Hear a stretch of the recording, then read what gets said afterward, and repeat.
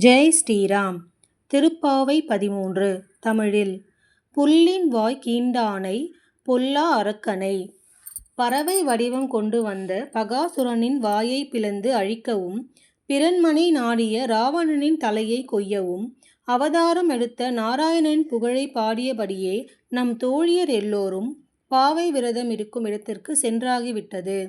கீழ்வானத்தில் வெள்ளி முளைத்துவிட்டது. வியாழன் மறைந்துவிட்டது.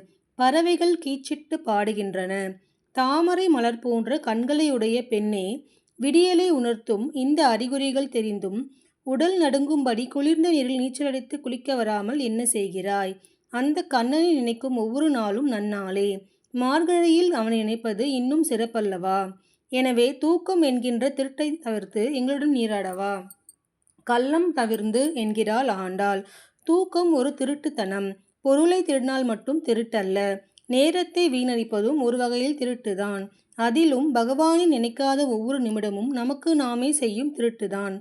வயதான பிறகு திருப்பாவையை படிக்கலாமே என நினைக்கக்கூடாது. அப்போது வாய் உளர ஆரம்பிக்கும். சில நேரங்களில் பாட முடியாமலே போய்விடும். இந்த பாடல் வெளியாகும் பத்திரிகையை பிடிக்க முடியாமல் கைகள் நடுங்கும். அப்போது பகவானை நினைத்து என்ன பயன்? இளமையிலேயே பகவானின் திருநாமங்களை சொல்லி அவனது திருக்கதையை படித்தால் செல்வங்கள் நம்மை தேடி வராதோ? வேத விநாயக சரணம் சரணம் வேத விநாயக சரணம்